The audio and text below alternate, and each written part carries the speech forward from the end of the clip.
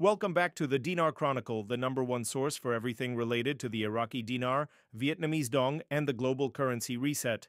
If you're passionate about the truth behind global finance, revaluation updates, and bank confirmations, then you're in the right place. Be sure to subscribe and turn on notifications so you never miss an update. Today's report is arguably one of the most explosive we've covered yet. We are diving deep into what could be the most significant breakthrough in the currency revaluation. Space. According to multiple reports circulating within the Dinar and Dong communities, Chase Bank, yes, one of the largest financial institutions in the United States, has allegedly confirmed live rates for both the Iraqi Dinar and Vietnamese Dong. And those rates? An astounding 4.56 for the IQD and 3.56 for the VND. Let's be clear, these figures are not just optimistic projections or rumor mill chatter anymore. They are being spoken of as live bank screen rates witnessed by individuals reportedly inside or connected to the banking sector. For those who've followed the revaluation journey for years, you know how monumental this is. The idea of a 4.56 rate for the dinar has been discussed extensively in both military and financial circles, but to hear that this rate is now appearing live in banking systems is nothing short of breathtaking. Similarly, the Vietnamese Dong at 3.56 is far above historical values and market expectations. This suggests something much larger is happening behind the scenes, potentially a coordinated global currency reset in action. Now, before we go further, let's ground ourselves in a bit of context. For years, dinar holders have waited for a moment like this. They've watched as Iraq struggled through wars, regime changes, oil price fluctuations, and international sanctions. Through it all, the country has held on to one of the most undervalued currencies in the world. The Iraqi dinar has long been suppressed, partly due to geopolitical strategy and partly due to economic instability.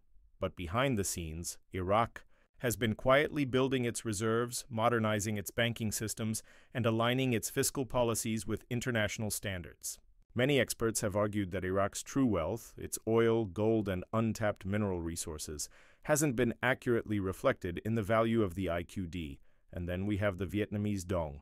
Vietnam has transformed itself into one of Asia's fastest-growing economies, riding on the back of manufacturing, exports, and smart fiscal policies. Yet despite all this progress, the Dong has remained significantly undervalued.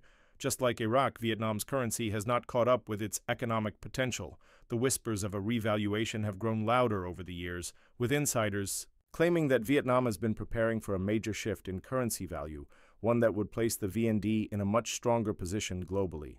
So what changed now? Why are we suddenly seeing live rates in Chase Bank systems? This is where things get really interesting.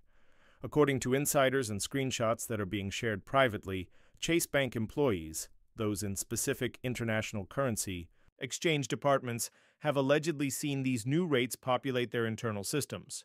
We've seen this type of intel before, but never with this level of specificity and corroboration. It's not just one source anymore. It's multiple. People across multiple branches reporting similar figures. One report even stated that the rates were active for a brief window before being pulled back, suggesting a test run or system calibration was in progress. This aligns with what we've been hearing for months, that the revaluation would happen suddenly, possibly over a weekend or holiday, when markets are closed and disruptions can be minimized. Banks would get new rates loaded into their systems, quietly brief internal staff, and then begin the exchange process by invitation only. It's a well-coordinated plan designed to avoid panic, long lines, or confusion. If this is true, it would mean that we are on the cusp of the long-awaited exchange process finally beginning.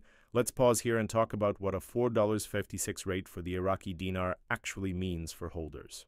If you're holding 1 million IQD at a live rate of $4.56, that translates to $4,560,000 USD before taxes and potential fees.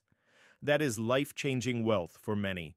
It's more than just a financial windfall, it's a transformational event that could open doors to new opportunities, investments, and personal freedom. Similarly, if you're holding 1 million Vietnamese Dong at a rate of $3.56, that's $3,560,000 USD.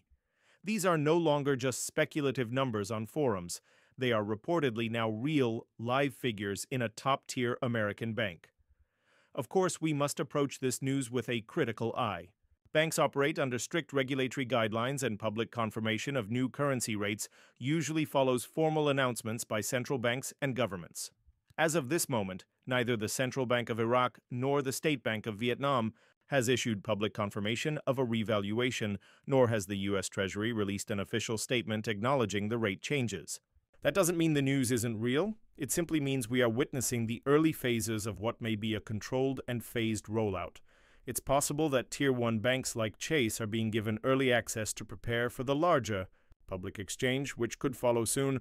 Let's also address the potential skepticism. Some may say this is just another false alarm, another hype cycle in the Dinar and Dong communities.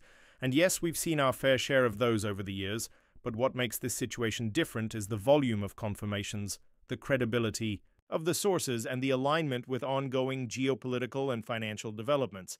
We are in a period of extreme global economic transition. The BRICS nations are pushing for de-dollarization, central banks are buying gold in record amounts, and multiple countries are revisiting their monetary policies in preparation for a new financial order. In that context, the revaluation of long undervalued currencies like the IQD and VND makes perfect sense. Another key piece of evidence comes from foreign currency dealers and exchange platforms. Some of them have reportedly halted all Dinar and Dong sales temporarily, citing system upgrades or inventory restocking. This often happens when the institutions are preparing for a major rate change. They don't want to sell at low prices when they know the value is about to spike. At the same time, some platforms have increased their buying rates slightly, an indication that they're trying to acquire more currency before the revaluation is officially public. This strategy, buy low, sell high, is exactly why so many investors got into IQD and VND in the first place. They believed in the future value of these currencies long before the mainstream financial world acknowledged their potential. Now, it seems their patience is about to pay off in a big way, but it's also a time to be cautious, informed, and prepared.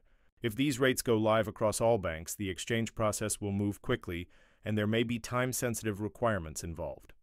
Chase Bank's role in this development is particularly notable.